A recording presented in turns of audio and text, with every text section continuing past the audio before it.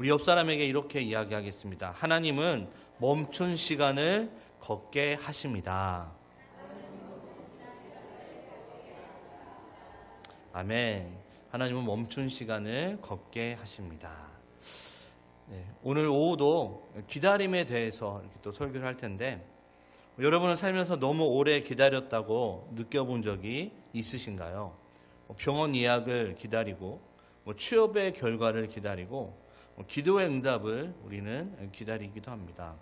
제가 최근에 저희 아이들과 저희 또 부모님을 정말 오랜만에 아버지를 만나러 고향에 다녀왔습니다.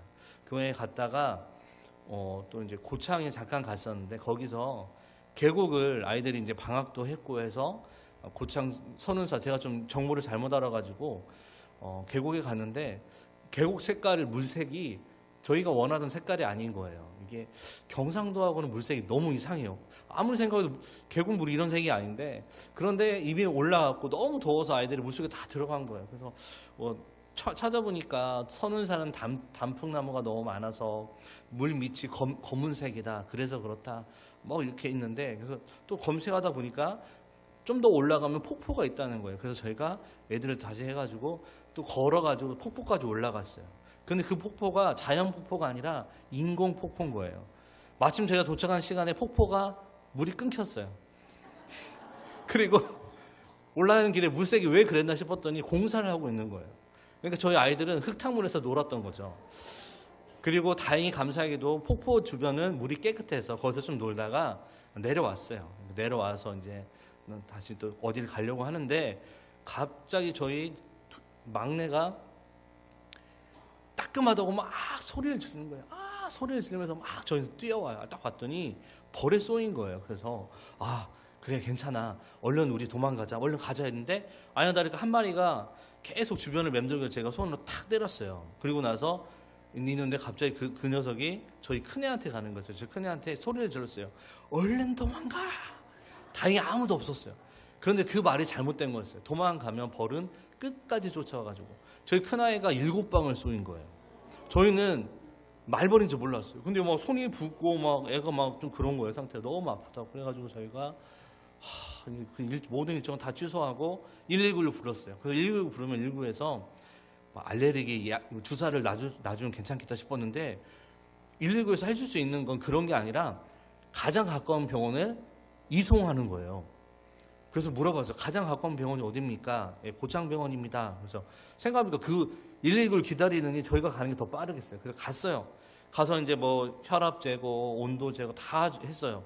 이미 여기에 성체 많이 부어 있고, 그래서 있는데 2시간을 기다리라는 거예요. 주사를 맞으려면. 주사 한 대 맞는데 2시간을 기다려. 알레르기 주사를. 이걸 어떻게 해야 될까 계속 고민하다 다시 돌아와서 다시 이제 담양으로 왔는데, 그리고 나서 이제 뭐 이렇게 시간이 지나 다행히 지금 감사하게 아무렇지도 않아요. 대신 이제 말벌에 쏘인 것도 병원 가서 알았어요. 저희는 땅벌에 쏘인 줄 알았더니 일반 벌에 쏘이면 이게 그 벌침이 보이는데, 이건 말벌이 쏘는 거래요. 그래서 말벌은 계속 쏠 수 있대요. 그래서 어제 뭐 신문을 봤던 어떤 50대 어떤 그 근로자가 말벌에 쏘여가지고 병원에 이송된 뭐 경우도 있는데, 진짜 다행히도 감사하게 저희 아이는 그러지 않았죠. 그래서 이 얘기를 하는 이유가 무엇이냐면, 저희는 2시간을 기다리기가 너무 아까운 거예요. 이 시간 2시간을 차라리 다시 다른 곳에 가서 주사를 맞는 게 더 낫겠다. 그래서 광주 병원을 소개시켜 주는 거예요. 거기서. 그래서 저희는 담양에 삽니다 했더니 이 사람들이 당황하는 거죠. 고창이나 담양이나 비슷하잖아요, 규모가. 담양 말고 고창으로 광주로 가시는 게 낫지 않을까요? 광주에 있는 엄청 큰 병원. 근데 생각을 해보니까 큰 병원에 가면 사람이 더 많을 것 같아요. 그래서 담양에 전화를 했더니 얼른 오세요. 오시면 바로 주사 놔드릴게요. 그러는 거죠. 그래서 이게 시골에 사니까 이런 이점이 있구나. 시골에는 그래도 많이 몰리진 않는구나 라는 것을 알게 되었습니다. 이처럼 우리는 여러분 기다림 잘 못합니다. 기다리지 못해요. 기다림이 길어질수록 희망보다 포기를 먼저 합니다. 이제는 안 될 거야. 오늘 본문에는 무려 38년을 기다린 사람이 등장을 해요. 38년. 그런데 놀라운 것은 그가 예수님을 찾아간 게 아니라 예수님께서 그를 먼저 찾아오셨다는 거죠. 사람들은 그를 잊었어요. 38년 동안 그 베데스다 목가에 있었는데 단 한 명도 물에 넣어주지 않았어요. 서로 자기 살기 바빴던 거죠.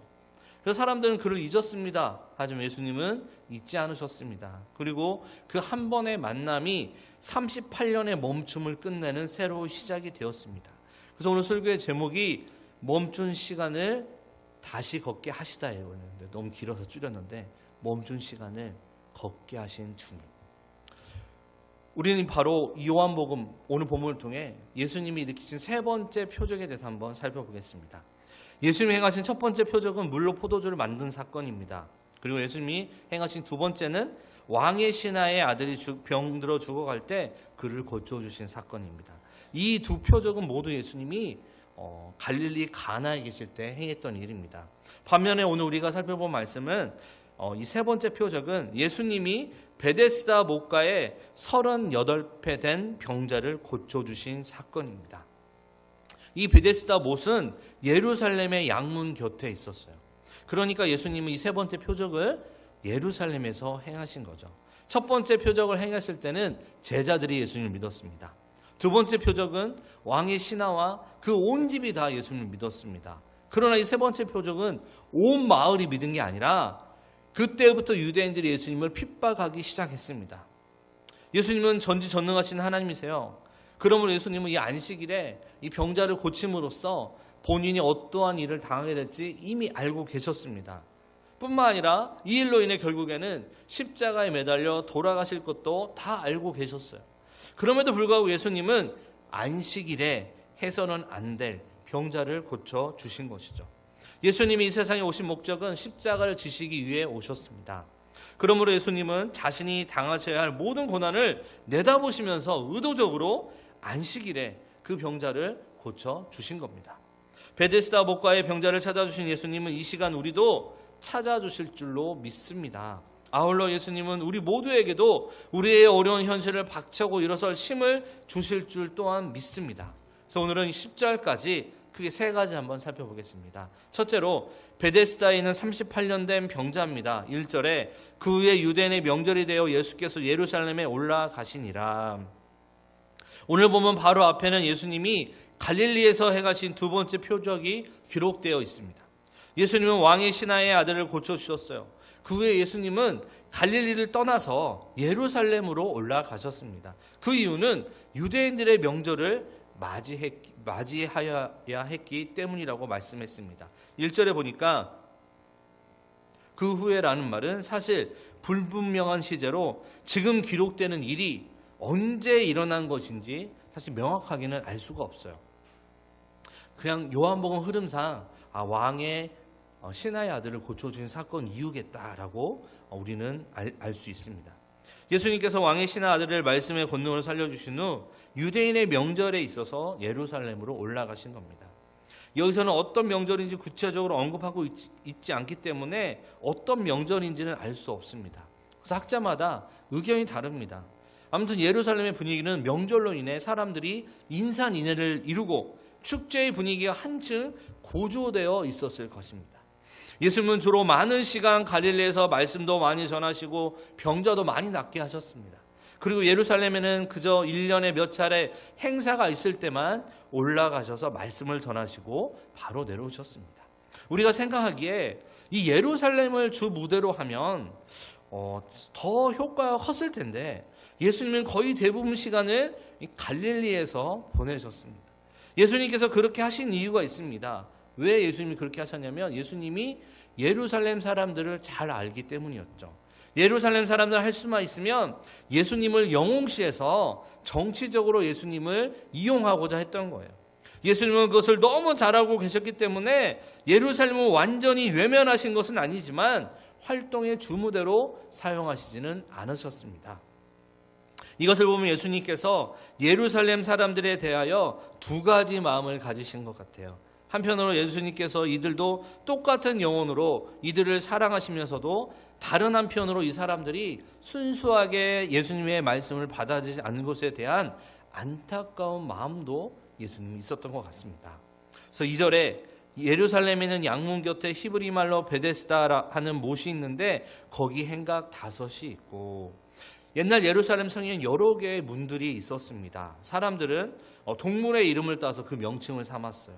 느헤미야 3장 28절에 보면 말의 이름을 뜬 마문이 등장하고요. 또 느헤미야 12장 39절에 보면 물고기의 이름을 뜬 어문, 그리고 양의 이름을 딴 양문이 나옵니다. 이 양문은 성전에서 가까운 곳에 위치해 있어요. 자연히 사람들은 하나님에게 제물로 바칠 짐승 등을 끌고 가서 그 양문으로 들어갔습니다. 왜냐하면 하나님께 바쳐지는 짐승들 중에 가장 많았던 게 양이었기 때문입니다. 그래서 그 문에는 양문이라는 명칭이 붙어 있었어요. 이 양문을 통해 성전으로 들어가면, 성 안으로 들어가면 히브리 말로 베데스다라는 못이 있습니다. 이 베데스다라는 말은 베드 에슈다라는 말에서 나온 것인데, 에슈다라는 말은 물이 품어 나온다라는 뜻을 가지고 있어요. 아마도 베데스다는 속에서 물이 품어져 나오는 못이었던 것 같습니다. 그래서 몸물이 전체적으로 회전하거나 움직이는 것처럼 보였던 것 같아요. 우리가 목욕탕에 가도 뽀글뽀글 막 뭐가 올라오잖아요. 그것처럼 간헐천이었던 것 같아요. 그래서 계속 이렇게 물이 올라왔던 것 같습니다. 그런데 사람들은 이게 천사가 내려와서 몸물을 움직이게 한다 하고 믿었어요. 네. 당시에는 그럴 수밖에 없겠죠. 우리야 목욕탕에 가면 그렇게 올라오는 걸 보니까 이해가 되는데 당시에는 그런 게 없잖아요. 그러니까 천사가 내려와서 몸물을 움직인다라고 사람들은 생각했던 것 같습니다. 그리고 베데스다의 뜻은요, 은혜의 집 또는 자비의 집이라고 이야기합니다. 이 못은 예루살렘 성전에 가까이 위치해 있어서 양문을 통해서 들어온 짐승들을 깨끗하게 씻는 장소로 적합했습니다. 그런데 오늘 본문 2절 말씀 후반부에 보니까 베데스다에는 행각 5이 있다고 했는데, 이 행각은요 지붕이 딸린 임시 초소를 가리켜요. 그래서 사람들은 그곳에 들어가서 뜨거운 햇볕, 오늘처럼 또 어제처럼 이 뜨거운 햇볕을 피할 수도 있고, 또한 비가 오면 그곳에서 비를 피할 수 있게 그런 행각이 있었습니다. 그래서 3절에 보니까 그 안에 많은 병자, 맹인, 다리 저는 사람, 혈기 많은 사람들이 누워 물의 움직임을 기다리니, 이는 천사가 가끔 못에 내려와 물을 움직이게 하는데, 움직인 후에 먼저 들어가는 자는 어떤 병에 걸렸든지 낫게 되밀어라. 네. 5개 행각 안에 많은 병자들이 누워 있었다고 합니다. 여러분, 지금도 용하다는 의원, 용하다 정말 잘 보는 병원 어때요, 여러분? 사람들이 밀려 터지죠. 엄청 많아요. 그렇죠? 예전 교회에 있었을 때 한 이비인후과에 그 선생님이 있었어요. 저희 교회 중등부 집사님이셨는데, 이렇게 아이들을 가르치는, 남편은 또 대학 교수님이시고, 근데 이분이 이제 이비인후과를 하시는데, 제가 우연찮게 저희가 살던 동네에 이제 이렇게 그 이비인후과 아이들 어렸을 때라서 병원 가서 소아과 가도 낫지 않아서 이비인후과를 한번 검색을 해봤어요. 아니나 다를까 저희 집 근처에 있었어요. 그래서 갔는데 예약을 하려면 하루 전날 와서 있어야 돼요. 새벽부터 와서 기다려야 볼 수 있는 거예요. 과연 이 정도까지 해서 진료를 봐야 될까라는 생각이 들었는데, 그 병원 원장이 예전 교회 집사님이었던 거예요. 할렐루야죠. 이럴 때 할렐루야 나야죠. 그래서 사실 그러면 안 되는데 말씀을 드렸어요. 저희 아이가 너무 밤마다 잠을 못 자고 너무 힘들어합니다. 그랬더니 소아과 가도 낫지도 않고요. 막 이렇게 얘기를 했어요. 그랬더니 한번 병원에 오라고, 자기가 전날부터 기다리지 않아도 와서 좀 기다리면 그래도 한 30분은 기다렸던 것 같아요. 그래서 진료를 봤어요. 한 달 동안. 진짜 명이었어요. 제 축농증도 낫고 제 아들도 나았어요. 그런데 트라우마가 생겼지만 깨끗하게 낫긴 나았어요. 이처럼 정말 유명한 병원은 사람들이 정말 많이 가잖아요. 맛집은 어때요? 사람들이 계속 몰려요. 지금 이 베데스다 연못이 그런 유명한 병원, 그런 맛집이었다는 거예요. 계속 병자들이 계속 모여 있는 거예요. 그래서 물에 움직일 때 가장 먼저 들어간 사람이 낫는다는 거죠. 자비의 집인데, 은혜의 집인데 자비와 은혜가 없다는 거예요. 가장 먼저 들어간 사람, 가장 특출난 사람, 그나마 많이 아프지 않은 사람이 들어가야 낫다는 거죠. 그러니까 여러분, 효험이 있을까요? 효험이 있지는 않겠죠. 가장 정상적인 조금 아픈 사람들은 바로바로 들어갈 거 아니에요. 빨리, 재빠르게. 그렇기 때문에 그런 곳이 아니었죠. 하지만 사람들은 그곳에 들어가면 나을 수 있다는 희망을 가지고 그곳에서 계속 기다렸다는 거죠. 오늘 본문의 주인공 38년 된 병자 역시 물이 동하기만을 38년 동안 기다렸다는 겁니다. 그런데 여러분, 이 성경에 보면 가로 표시가 되어 있잖아요. 물의 움직임이 기다릴 때. 이 가로가 된 건 뭐냐면, 이게 왜 그러냐면 주 4세기 이전에 기록된 성경 사본들은요, 이 부분이 없대요. 이 부분을 기록하지 않았지만 그 이후 4세기 이후에 기록된 성경 사본들 안에 괄호 안에 있는 이 부분, 물의 움직임일 때 천사가 내려와 돋는다, 이 부분을 4세기 이후로 기록이 되었다는 겁니다. 즉 원래 요한복음에 이 말씀이 없었다는 거죠. 그런데 후대에 어떤 서기관이 성경을 필사하다가 소문으로 들은 거죠. 이때까지도 그런 소문이 있었나 봐요. 소문이 있어서 그 내용을 본문 옆에 적어놓은 거예요. 성령의 감동으로 적어놓은 게 아니라 그 소문을 듣고 그런 곳으로 이렇게 딱 적어놓은 거죠. 그래서 그 서기관들이 필사를 거듭하는 가운데 이 부분이 본문 속으로 자연스럽게 싹 들어왔다는 겁니다. 아무튼 우리는 그 당시에 베데스다 못이 간헐천이었다는 것으로 추정할 수 있습니다. 온천수가 정기적으로는 아니라 어쩌다 한번 솟아올랐던 것 같아요. 물이 솟아오르면 거품이 퍼져나갑니다. 그 모습을 보면 당시 사람들이 천사가 물을 움직인다고 여겼을 것입니다. 오래된 기록에 보니까 그 못의 물은 붉은색을 띠고 있다고 해요. 아마도 철분이 많아 신경통이나 관절염에 좋다는 거죠. 네. 그러니까 어느 정도 성한 사람이 재빨리 들어가서 그곳에 오래 있으면 어때요? 풀리잖아요. 그렇죠? 그래서 낫는구나 라고 생각을 한 거겠죠. 5절에 거기 38배 된 병자가 있더라. 예수님께서 왜 이 베데스다 못으로 가게 되었는지 나타나지 않습니다. 그런데 예수님은 예루살렘에서 가장 비참한 사람들이 몰려있는 곳으로 찾아가셨습니다. 예수님이 병든 자들이 몰려있는 이 베데스다 못을 찾으신 것은 그들도 소중한 영혼이었기 때문이라는 것이죠.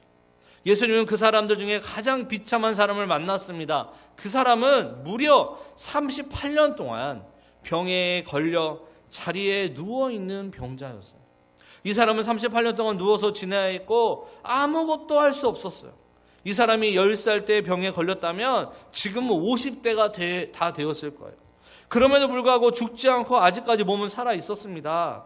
본문은 그가 어떤 병에 걸렸는지는 말하고 있지 않아요. 그러나 자기 힘으로 연못에 내려갈 수 없는 지경에 이르는 거죠. 자기 몸을 제대로 움직일 수 없는 사람이었다는 거예요. 또 오늘 본문은 그가 언제부터 행각에 와서 누워 있었는지에 대해서도 밝히고 있지 않습니다. 단지 오늘 본문은 그가 그 병에 걸린 지 38년이 되었다. 거기에 있는 지 38년이 되었을 수도 있고 아닐 수도 있지만 중요한 건 그가 병에 걸린 지 38년이 되었는데 그는 걷지 못하는 사람이었던 것 같아요. 불치병에 걸린 사람이었다는 거죠. 그러나 예수님에게 이러한 병은 전혀 문제가 될 수 없습니다.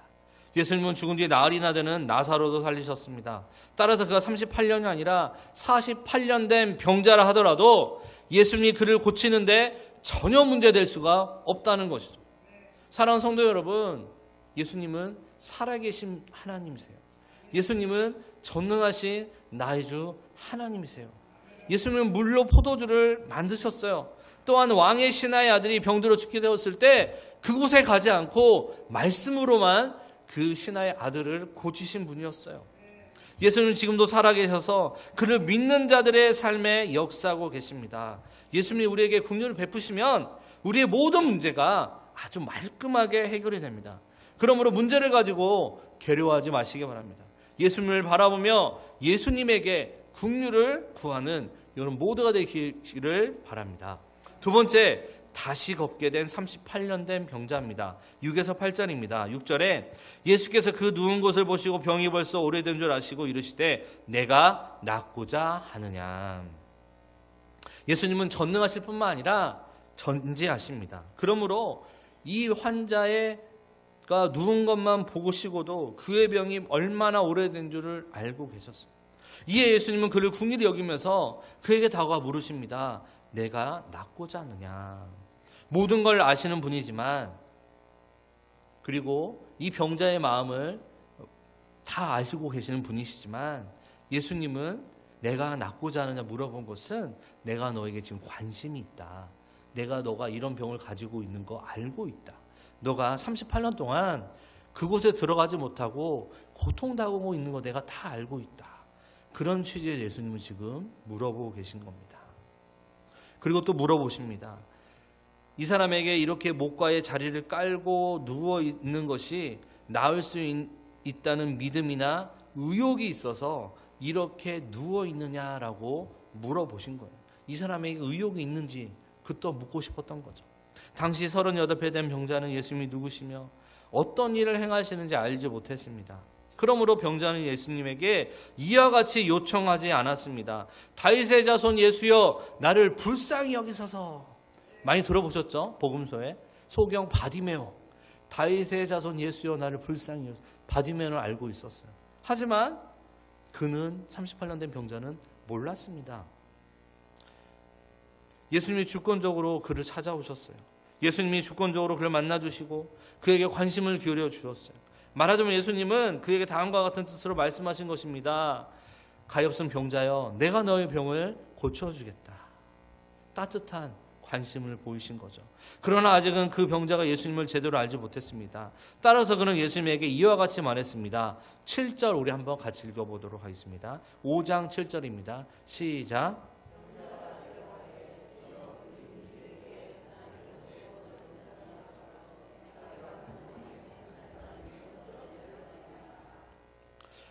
이미 말씀드린 대로 베데스다 못에는 이따금씩 온천수가 솟아나와 물이 움직일 때가 있습니다. 그러면 다섯 행각 안에 누워있던 병자들 몇 명인지 모릅니다. 수십 명, 많긴 수백 명, 더 많긴 수천 명, 많은 자들이 동시에 물로 막 뛰어들었겠죠.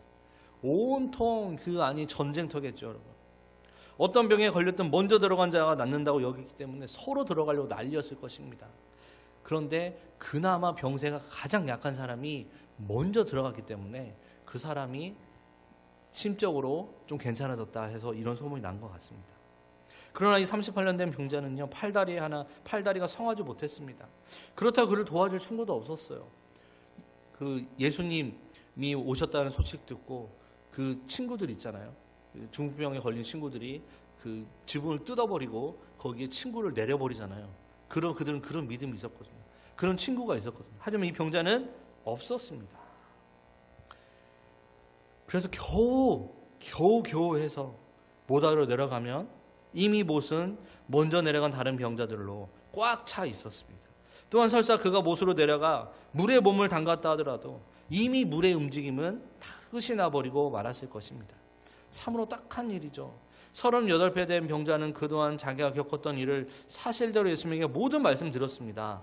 그러자 예수님이 말씀하십니다. 8절 9절 예수께서 이르시되 일어나 내 자리를 들고 걸어가라 하시니 그 사람이 곧 나와서 자리를 들고 걸어가니라. 일어나 내 자리를 들고 걸어가라. 예수님의 말씀이 떨어지자마자 그 사람은 바로 나왔습니다. 예수님이 말씀하시자마자 그는 즉시 38배 된 병에서 깨끗하게 나음을 받았습니다. 이어서 예수님의 말씀대로 그는 일어났습니다. 그리고는 자기의 자리를 들고 걸어갔습니다. 아마도 그가 누웠던 자리는 지프로 엮어서 만든 가벼운 거적이지 않았을까 생각할 수 있습니다. 그러므로 자기가 누웠던 자리를 돌돌 말아 자기의 겨드랑이 끼고 걸어갔을 것입니다. 사랑하는 여러분, 요한복음 1장 3절 만물이 그로 말미암아 지은 바 되었으니 지은 것이 하나도 그가 없이 된 것이 없느니라. 여기서 그는 예수님을 가리킵니다. 예수님은 창조주 하나님이세요. 이 세상의 모든 것이 예수님에 의해 창조되었습니다. 태초에 예수님이 말씀하셨죠. 빛이 있으라. 그러자 빛이 있었습니다. 마찬가지입니다. 예수님은 말씀하십니다. 일어나 내 자리를 들고 걸어가라. 그러자 그 병자가 일어나 누웠던 자리에서 일어나 걸어갔습니다. 이와 같은 세 번째의 표적을 통해 예수님은 자신이 창조주 하나님이시라는 것을 우리에게 성경 읽는 독자들에게 알려주고 있습니다. 예수님은 38배 된 병자의 건강 회복을 위해서 그의 세포조직, 근육, 혈관 그리고 뼈 등 모든 필요한 것들을 새롭게 창조해 주셨습니다. 여기서 잠시 예수님의 주권적인 사랑과 은혜를 다시 한번 생각하고자 합니다. 베데스다의 5 행각 안에는 많은 병자들이 누워 있었습니다. 물론 예수님은 그들 모두에게 이와 같이 말씀하실 수도 있어요. 너희는 모두 일어나 자리를 들고 걸어가라. 충분히 하실 수 있어요, 예수님은. 그러나 그렇게 하지 않았습니다. 오직 38배 된 병자만 예수님은 고쳐주셨습니다. 요한복음 5장 21절, 아버지께서 죽은 자들을 일으켜 살리신 같이 아들도 자기가 원하는 자들을 살리느니라. 예수님이 38년 된 병자를 고쳐주신 이유는요, 그의 병을 고쳐주기 원하셨다는 거예요, 예수님이. 그러니까 예수님이 38배 된 병자를 고쳐주신 것은 그가 다른 사람보다 착해서가 아닙니다. 또한 예수님의 옷자락을 붙들고 간절한 눈빛으로 청한 것도 아니었습니다. 그저 예수님이 그에게 주권적인 사랑을 베풀어 주신 거예요. 우리의 경우도 마찬가지입니다. 바울이 로마서 5장에서 말씀한 대로 우리도 38배 된 병자처럼 연약해서 우리의 힘으로는 아무것도 할 수 없습니다. 우리는 경건하지도 못했습니다. 우리는 죄인이었어요. 나아가서 우리는 하나님과 원수된 자였어요. 우리가 아직 죄인 되었을 때 그리스도께서 우리를 위해 죽으심으로 하나님께서 우리에 대한 자기의 사랑을 확증하셨느니라. 그런데도 우리는 마귀의 권세에서, 죄의 권세에서 완전히 노임을 받았습니다. 죄인 되었을 때, 하나님과 원수 되었을 때, 하지만 우리는 마귀의 권세, 죄의 권세에서 그분의 주권적인 사랑 때문에 노임을 받았다는 거죠. 이는 우리에게 어떤 공로가 있었기 때문이 아닙니다. 전적으로 하나님의 주권적인 사랑과 은혜라는 것이죠.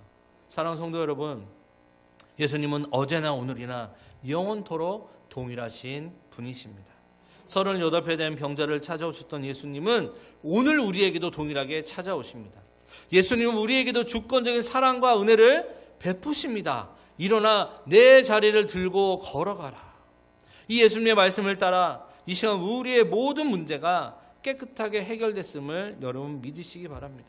우리를 얽매고 있는 모든 질병의 자리, 근심과 염려의 자리, 또한 두려움의 자리에서 벌떡 일어나시기 바랍니다. 그리고 우리가 그동안 누웠던 자리를 걷어버리시기 바랍니다. 그리고 이제부터 예수님의 말씀을 따라서 앞을 향해 소망 가운데 힘차게 나아가시기 바랍니다. 예수님이 말씀하신 대로 우리에게 그대로 이루어 주신다는 것이죠. 여호와께서 말씀하신 대로 사라가 아이를 가졌다는 거죠. 약속하신 대로 신실하신 하나님께서 그 약속을, 그 언약을 잊지 않고 일으켜 주신다는 거죠. 우리에게도 마찬가지입니다. 예수님이 말씀하신 대로 우리에게 그대로 이루어 준다는 거예요. 이와 같은 예수님의 주권적인 사랑과 은혜가 이 시간 여러분 모두에게 충만하기를 주의 이름으로 축원합니다.